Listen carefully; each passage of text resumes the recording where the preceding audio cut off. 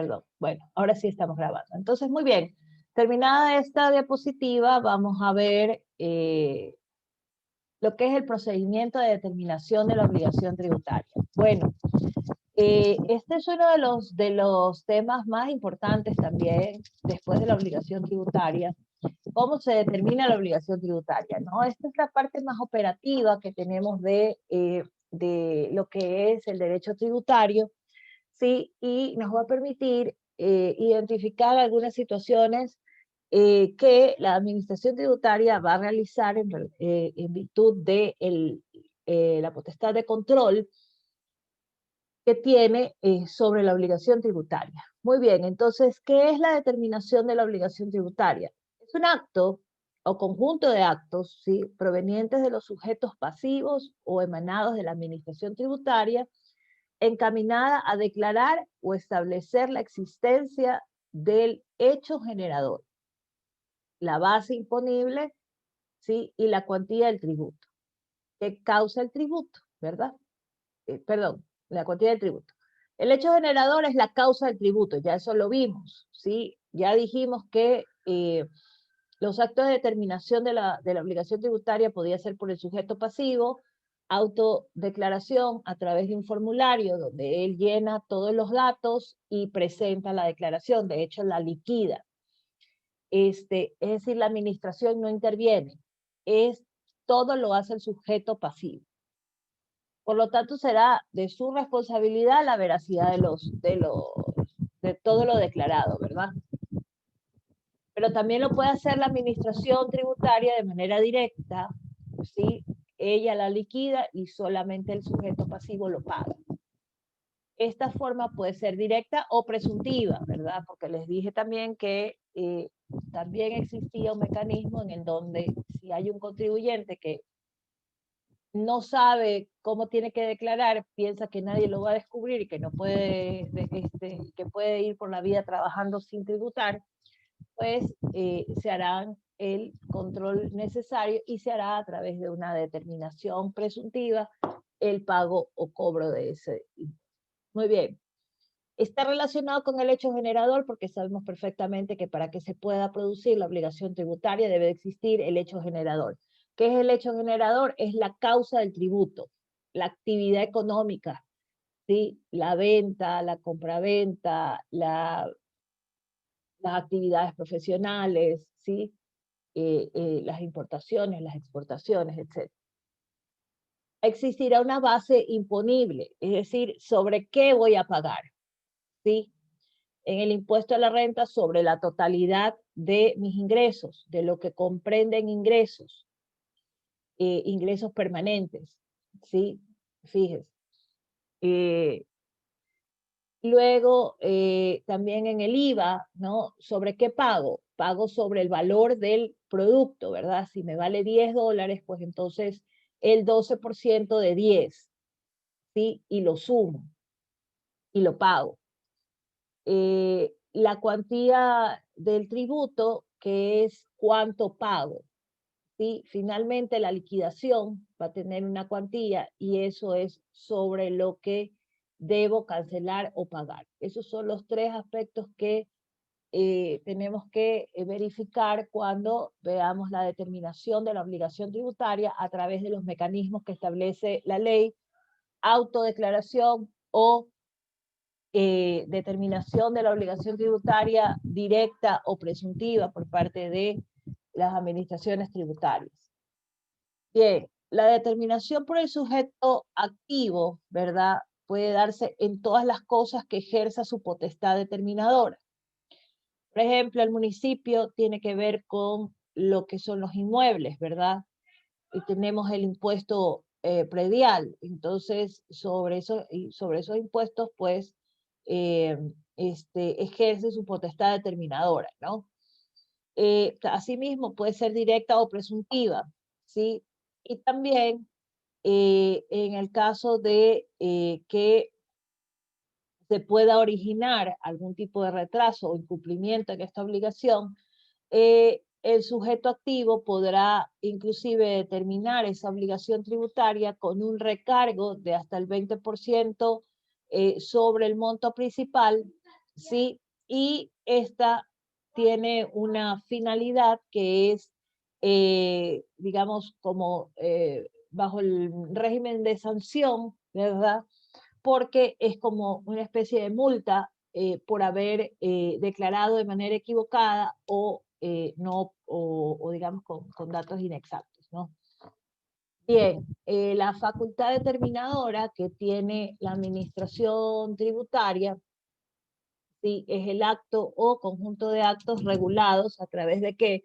Del Código Orgánico Tributario, de la Ley Orgánica de Régimen Tributario Interno, del Código Orgánico de la Producción o del COTAT, ¿no? Que son, digamos, las normativas que están contenidas la mayor cantidad de impuestos, tasas o contribuciones especiales mejoras, eh, y que será realizado por la administración activa tendientes a establecer la existencia del hecho generador, sus sujetos obligados, la base imponible y la cuantía del tributo. Es decir, que en esta normativa que se encuentra establecida la facultad determinadora, eh, deben estar identificados estos elementos, ¿no?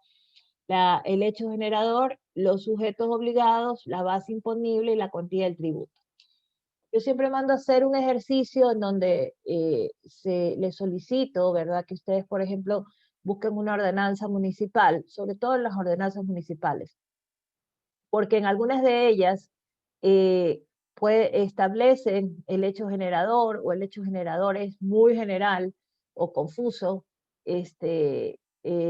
no ponen las exenciones, no ponen las exclusiones, digamos, que hay hacia esos tributos que están establecidos en la ley, ¿no? E inclusive no está claro cuál es el hecho generador, cuál es la base imponible, el cálculo del tributo y evidentemente la cuantía del tributo no se puede determinar. Entonces fíjense que siempre mando a buscar un documento en ese sentido porque son partes de las obligaciones, digamos, que en el régimen tributario se debe cumplir en virtud de poder identificar con claridad cuál es el tipo de tributo que voy a tener que recaudar o cobrar. ¿Sí?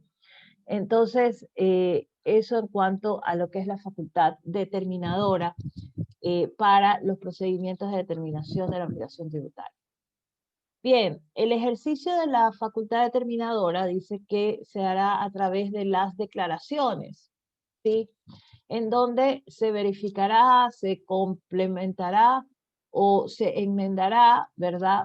El tributo, ¿no? Digamos, tenemos que identificar cómo está compuesto, digamos, este tributo, que es con la existencia de los hechos, ¿no? O del hecho generador. Ya dijimos que tenía que existir los bienes para que puedan hacerse el pago de los tributos, ¿verdad? O de los hechos imponibles y la adopción de medidas legales, ¿no? Entonces, ese es el ejercicio de la facultad determinadora en cuanto la administración tributaria pueda verificar, complementar o enmendar la determinación de la obligación tributaria. Fíjense lo que digo. Verificar, es decir, va a constatar que todo lo que ha declarado en su formulario esté correcto y bien soportado, ¿no? Puede complementar, es decir, que pueden haber situaciones o condiciones que tienen que ser incorporadas o mejoradas, ¿verdad? Dentro de esa declaración que corresponda a información complementaria, de tal forma que se pueda verificar el verdadero, digamos, la verdadera liquidación o la correcta liquidación de estos tributos. Sí, y también se puede enmendar porque, si bien es cierto, yo siempre digo, ¿no? La administración tributaria no es perfecta. Y de hecho los procesos tributarios tampoco son perfectos. Por eso existe la figura de la consulta, ¿verdad? Y por eso yo decía, es un mecanismo muy importante que tenemos que dominarlo y saber cómo usarlo. Pues bueno, lo podemos usar precisamente para poder hacer las enmiendas. Es decir, siempre les digo, basados en el principio de buena fe de las partes, ¿verdad? En la obligación tributaria, sí, también hay ese beneficio. Es decir, que yo puedo equivocarme en mis declaraciones. Sí, puede ser que el día en que estaba digitando, sacando las cuentas, sí, no encontré una factura, pero tengo que hacer la declaración, la hago, bueno, ¿puedo enmendarla? Sí, eso se le llama una declaración sustitutiva. Es posible, es factible, sí, y digamos, sigue siendo dentro del marco de la buena fe, sí, porque esto es importante saberlo y determinarlo porque cuando veamos los delitos tributarios, ¿verdad? El omitir alguna factura o en la declaración de impuestos, ¿no? O alguna condición, digamos, algún contrato, alguna cosa de esta, ¿verdad? Que se pueda, digamos, se pueda caer o querer evadir impuestos, ¿no? Entonces, fíjense ustedes que hay una muy fina y delgada línea, imperceptible, ¿sí? Muy poco visible, digámoslo así, en donde quizás no pueda caber una enmienda, sino más bien el cometimiento de un delito, ¿no? Entonces habría que ver la intencionalidad. Por eso es que hay que saber cuándo estamos dentro de estas figuras, ¿no? Pero lo podemos hacer. Nos dan hasta 2 años para poder enmendar o rectificar la declaración que hemos realizado en un ejercicio fiscal, ¿no? Muy bien. En la determinación directa que le corresponde a la administración tributaria, ¿verdad? No, perdón, del sujeto pasivo. Vamos con la directa del sujeto pasivo, o sea, la autodeclaración. Sí, estará fundamentada en su contabilidad, ¿no? O porque dijimos que era uno de los deberes formales, ¿verdad? Era para quienes estaban obligados a llevar contabilidad, llevar la contabilidad o registros, digamos, de su contabilidad. Pero también si yo no tengo que llevar contabilidad, definitivamente se llevará más que sea un registro, ¿no? Yo siempre cuento que yo siempre hago todos los años un cuadro en donde yo voy midiendo mi facturación, porque yo eso se lo mando a quien me liquida mis impuestos y me presenta mis declaraciones, ¿no? Y se lo envío, le envío el cuadro y entonces ahí está desglosado cuáles son los que pagaron IVA, cuáles son IVA tarifa cero, cuánto se ha retenido en impuesto a la renta, y entonces ella con eso hace el cálculo y hace la declaración consolidada. Eh, entonces, fíjense, para eso nos sirve, ¿no? Entonces, no es que quienes no están obligados a llevar contabilidad no deben de tener un registro o un orden, todo lo contrario.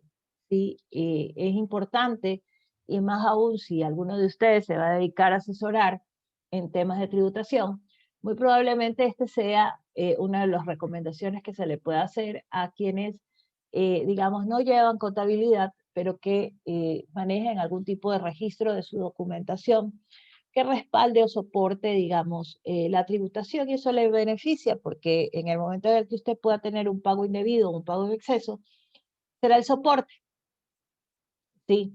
De hecho, yo he reclamado 2 pagos en exceso, ¿sí? Y me ha ido muy bien. Claro que yo no es que facturo en volumen, pero y digamos que se hace mucho más fácil para la administración tributaria hacer el cruce de información, ¿no? Retenciones más facturas.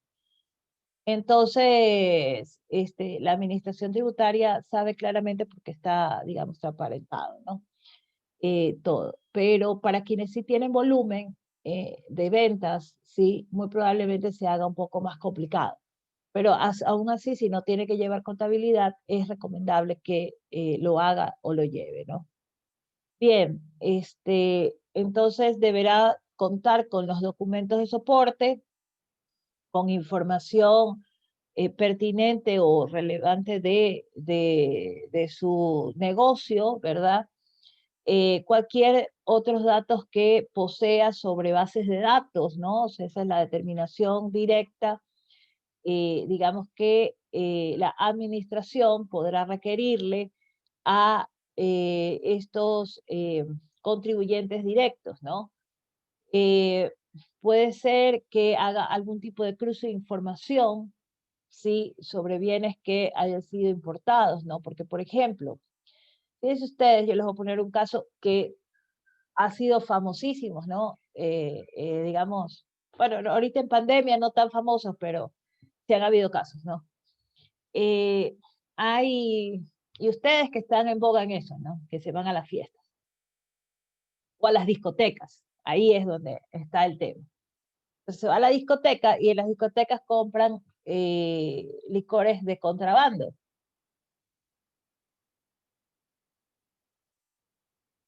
Entonces se hace un cruce de información, ¿no? Fíjense ustedes que aduana tiene un sello para cada botella de licor que se trae, ¿no? Se importa. Y el Servicio de Rentas Internas también tiene otro sello, ¿sí? Entonces, en el momento en el que aduana tenga que hacer una inspección, por lo general lo hacen en conjunto, o Servicio de Rentas Internas, si encuentran botellas que no tienen estos sellos, sí, pues entonces se determinará que es un contrabando, ¿no? O que se ha comprado mercadería de manera ilegal, ¿no? Para eso sirven los cruces de información, ¿sí? Están codificados, están relacionados y obviamente se cruza la información. Entonces, hay que tener mucho cuidado. Y como esos casos hay muchísimos, ¿no? ¿Por qué? Porque yo a veces digo que esta materia aduanero siempre es aparte, pero en realidad es parte del derecho tributario. Y siempre me resultan, digamos, los ejemplos más adecuados. Entonces, por ejemplo, en aduana se tiene, digamos, algunos productos o algunos bienes o servicios tienen licencias, tienen permisos especiales, tienen certificaciones, ¿no? Entonces, para eso sirve, para el control, para hacer cruce de información y saber si esos productos no solamente reúnen requisitos de calidad o de buen uso o de administración especial, ¿sí? Porque son tóxicos, explosivos o lo que sea. Sí, no solamente es para eso, es también para controlar. Sí, y es para controlar precisamente su venta y obviamente poder hacer cruces de información y saber si es que están o no están permitidos dentro del mercado, ¿no? Porque también se vuelven actividades ilícitas, ¿no? Entonces, fíjense ustedes que también la determinación directa nos servirá para poder saber quiénes están en actividades ilícitas, ¿no? Es por eso que podemos tener datos estadísticos, ¿no? O sea, miren lo maravilloso que es realmente el derecho tributario en ese sentido, ¿no? Porque se puede tener bastante control, ¿no?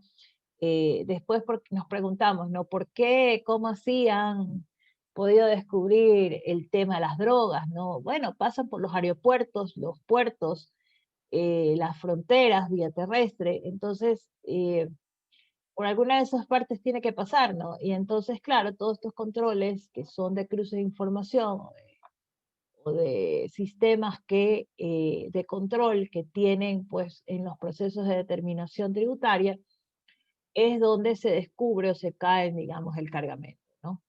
Que pueda estar en actividades ilícitas. Igual el lavado de dinero, ¿no? Entonces, fíjense que el derecho tributario es bastante estratégico en ese sentido. Y bueno, también se le va a poder pedir cualquier otro tipo de documentos que puedan estar en poder de terceras personas, ya lo expliqué, y dije que las terceras personas o terceros están obligados, que están dentro de la relación tributaria, ¿no? Es decir, en la actividad de venta, si yo le vendo a Carlos, pues entonces lo que le vendí a Carlos tiene sospecha de que es ilícito, entonces me vendrán a preguntar a mí y yo tendré que entregar la información, ¿no? Al respecto. Bien, en cuanto a la determinación presuntiva, sí, será pues cuando no sea posible determinarla de manera directa, ¿sí? puede ser por falta de declaración del sujeto pasivo, ¿sí? O por documentos que no sean aceptables para la declaración o que no respaldan las transacciones, ¿sí? Entonces, puede ser que, digamos, esto pasa mucho, ¿no? En algunas situaciones, ¿no? Por ejemplo, en, la sociedad tiene la mala costumbre de pensar que, por ejemplo, los hijos, ¿no? Que la casa de sus padres es herencia, ¿sí? Entonces yo le digo, yo siempre les digo, no, ya se murió tu padre y tu madre. Y entonces me dicen, no, entonces nada es tuyo, no hay herencia. Esa es una propiedad de tus padres, ¿sí? Solo hay herencia cuando hay un muerto. Y si no se han muerto, no hay herencia. Sigue siendo bienes o patrimonios de otras personas que no pueden integrarse o pretenderse integrar a un patrimonio que no existe, ¿sí? Entonces, fíjense, eso es un error recurrente, ¿sí? Eh, También pasa en la sociedad conyugal, ¿no? Fulanito no puede vender tal cosa porque como está casado, entonces resulta ser que fulanito heredó ese bien y eso está excluido del ingreso a la sociedad conyugal, sino más bien a los ingresos personales del cónyuge favorecido, ¿no? Digámoslo así. Entonces, son reglas que muchas veces las confundimos, ¿sí? ¿Qué es lo que le pertenece y qué es lo que no le pertenece a alguien? ¿Sí? Entonces, lo mismo pasa en este tipo de declaraciones, ¿no?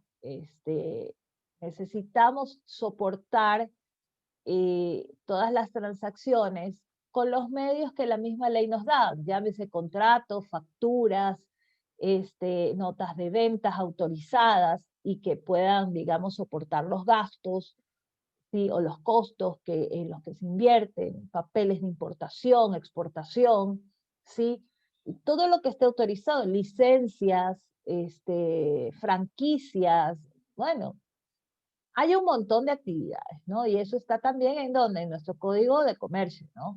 El código de comercio es donde se registran la mayor cantidad de formas o fórmulas comerciales y debidamente instrumentadas, ¿no? Entonces, bajo esos mismos parámetros, pues, estarán soportadas todas las actividades, digamos, o lo que pueda estar relacionado a actividades lícitas, siempre lícitas, ¿verdad? Que puedan llegar a tener un contenido de declaración tributaria. Bien, estos, digamos, cómo se debe hacer la fundamentación, digamos, de esta determinación presuntiva por parte de la administración tributaria, pues bueno, tiene que mencionar cuáles son los hechos, ¿no? Que digan. Entonces, por ejemplo, puede decir compra-venta de licores, por decir, ¿no? Entonces, ¿qué indicios? Bueno, no tiene facturas de respaldo, no ha generado, no, esas licores no han entrado con facturas o no hay un contrato de venta de esos bienes. ¿Cuáles son las circunstancias o las circunstancias que relevantes, digamos, relacionadas para poderles hacer esta presuntiva, ¿no? Que, digamos, la circunstancia será que tiene una actividad de venta de esos licores, ¿no? Sea de venta al público o sea de venta en un local, por ejemplo, ¿no? Vende al por menor, ¿no? O sea, un vaso de whisky, un vaso de cóctel, lo que sea, ¿no? Y esos son los insumos de esto. O cualquier otros elementos que, digamos, sirvan o se pueda deducir que han habido, pues, el cumplimiento de los hechos generadores, ¿no? De la obligación tributaria y que genera la obligación de pago. Es decir, nace la obligación tributaria y es exigible su tributación. Entonces, se lo hará a través de esta determinación presuntiva. Muy bien. En el proceso de determinación tenemos que conocer el... ratito, sí, pensé que no teníamos tiempo. Tenemos que conocer la figura de la caducidad de esta facultad determinadora, ¿verdad? Entonces, nosotros habíamos hablado de los modos de extinguir las obligaciones y habíamos hablado de la prescripción, pero esta no es parte de la prescripción, así que cuidado, ¿no? Ya en la prescripción como obligación tributaria es otro tema y se suele, digamos, confundir o de manera equivocada interpretar que caducidad y prescripción pueden llegar a ser lo mismo y no es igual. La caducidad de la facultad determinadora es esa potestad que le da, digamos, la norma, o mejor dicho, es una sanción para la administración tributaria. ¿Y por qué lo pongo como una sanción para la administración tributaria? Porque está basado, ¿sí?, en el no cumplimiento, digamos, de la administración de poder hacer la determinación de una obligación tributaria, ¿no? Entonces, ¿qué requisitos deberá reunir pues esta caducidad o facultad que se tiene, digamos, de poder determinar las obligaciones, ¿no? Bueno, en primer lugar, que no requiere de pronunciamiento previo, ¿sí? Es decir, que una vez que se produce, no necesita que nadie la declare ni que diga nada, ¿no? O sea, procede, digamos así. En primer lugar, tendrá 3 años desde la fecha de la declaración que la ley exige pues, al sujeto pasivo, ¿no? Tiene 3 años para que, digamos, se pueda hacer este procedimiento de determinación.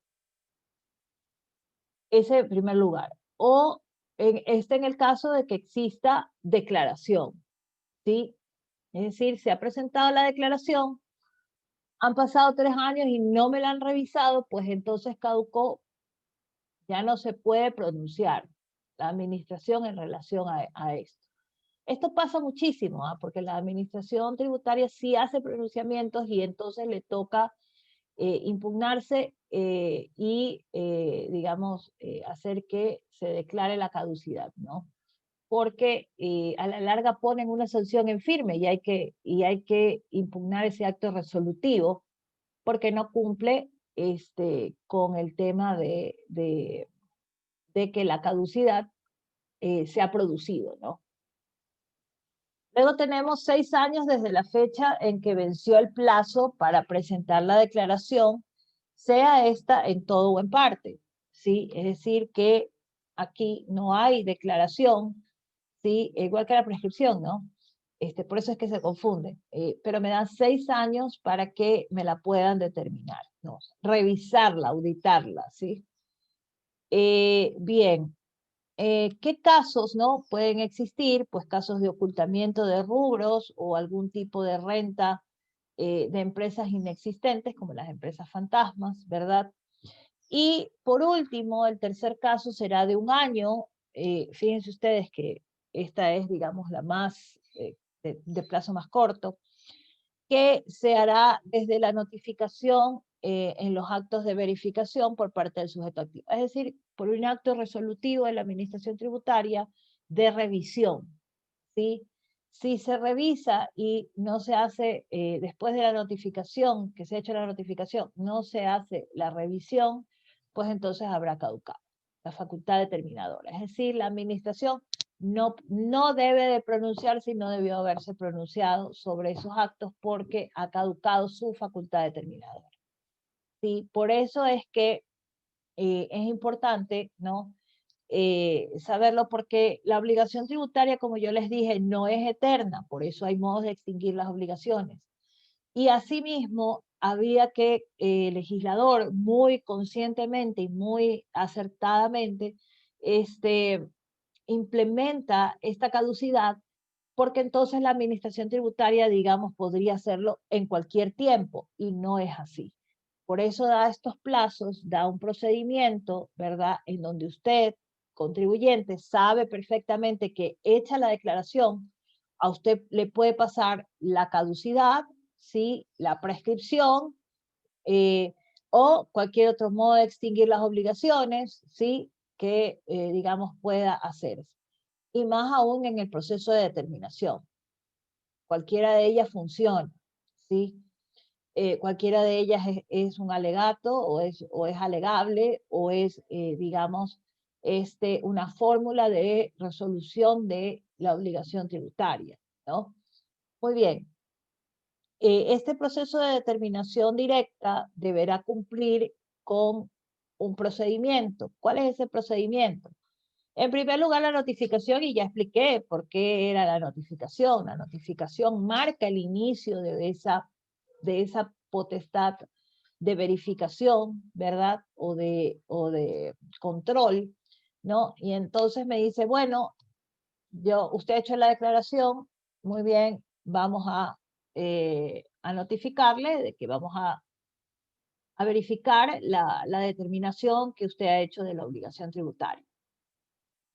Debe existir una orden de determinación, es decir, que debe de haber una autorización porque la administración tributaria planifica, digamos, estos procedimientos de determinación, de revisión, ¿verdad? O de control.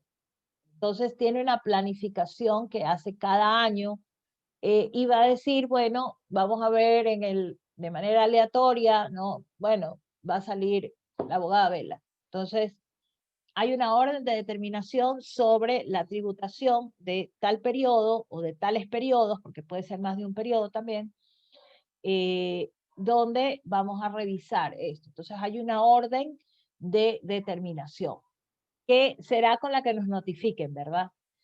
El requerimiento de la información, que también debe de hacérselo de manera formal y por escrito, y también de las diligencias o inspecciones a las cuales se deben hacer. Por eso yo les decía que cuando nos toca la puerta el Servicio de Rentas Internas o cualquier institución, digamos, de la Administración Tributaria, el Servicio de Rentas Internas es el más común, ¿no?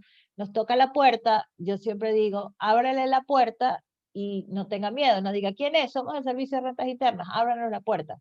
No, no le voy a abrir, ábrame la puerta, ¿sí? Entonces, están y deben estar amparadas bajo esta notificación, esta orden de determinación, en donde muy probablemente esté también citado el contenido de las inspecciones o peritajes que puedan hacerse sobre la información tributaria del periodo que va a ser investigado. Luego, en ese proceso, después de haberse entregado la información, ¿sí? Se hará una evaluación y se hará un informe borrador o un acta borrador, ¿sí? De esa determinación, ¿sí? En ese momento, y aquí lo he puesto con asterisco, hay una posibilidad de eliminar o de descartar determinados hechos. ¿Por qué? Porque hay un acercamiento entre la administración, miren que no es el cuco que pensamos, ¿no? No se puede negociar, no se puede hablar, no se puede, y negociar me refiero a que en términos de que estás haciendo esto que te lo he sustentado y no me lo quieres tomar en cuenta, ¿no? En ese esquema, no de negociar de manera corrupta, ¿no? Eso descartado totalmente, pero es importante hacer la aclaración, ¿no? De los términos que uso, ¿no? Porque la administración tributaria definitivamente, como les dije, sí es una relación, ¿no? Esto es como en la obligación civil. Si yo tengo un contrato con Catering, sí, pues yo no voy a decir, voy a demandar a Catering por la cláusula número 1. Luego la voy a demandar por la cláusula número 2. No, o sea, hay una relación, hay un vínculo en el cual yo puedo hablar con ella y decirle, oye, la cláusula número 1 que dice tal cosa, yo creo que aquí no lo hemos planteado de esta manera correcta. ¿Estamos de acuerdo en aplicarlo de esta manera? Sí o no. Eso es negociar, ¿sí? Pero porque sabemos y estamos conscientes de que muchas veces los negocios jurídicos no se pueden visualizar, sino en la práctica nos puede reflejar algunas cosas que no lo hemos podido prever, ¿sí? Y entonces hay que corregirlos. Bueno, lo mismo pasa aquí, ¿sí? Si me hacen una inspección y yo no digo nada y solo dejo que me inspeccionen, ¿sí? Eso es como cuando usted va al doctor y el doctor le dice, ¿cómo se siente? Y usted le dice, bien. Y el doctor lo ve a usted que está enfermo, ¿sí? Y que tiene problemas, y entonces le dice, pero es que usted tiene que cambiar su alimentación, y usted sigue igual, come lo que le da la gana, hace lo que le dice, nunca se va a recuperar. Usted profundiza su problema. Entonces, definitivamente las partes tienen que hablar y ese es el momento en el acta borrador. Es decir, se sientan las partes a poder hablar y decir, bueno, ¿qué es lo que verdaderamente se va a dejar, ¿no? Y que en ese momento se puedan corregir o eliminar, ¿verdad? Alguna situación que está superada o que puede hacérsela válida, ¿sí? Y dejarlo afuera. Y finalmente tenemos el acta definitiva de determinación, que será ya el documento en firme y el que dará paso a cualquier tipo de impugnación, ¿no? En la vía administrativa. Es decir, cualquier reclamo administrativo sobre el acto resolutivo de acta definitiva de determinación, ¿no? Muy bien. Bueno, estamos a los 53 minutos. Me he pasado del tiempo. El día de mañana, bueno, nos veremos y veremos el punto 9 y 10 sobre este procedimiento de determinación.